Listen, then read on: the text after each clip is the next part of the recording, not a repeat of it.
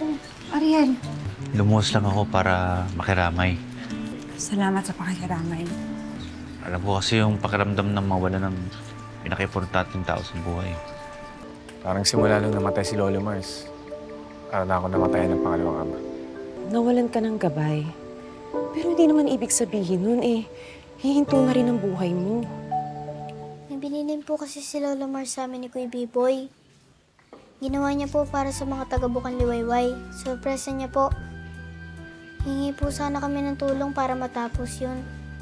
Bago po siya mailibing. Na hindi lahat ng mahal natin sa buhay, habang buhay natin makakasama. Ha? Na pag may umalis, may darating. Kaya sigurado ako, may darating.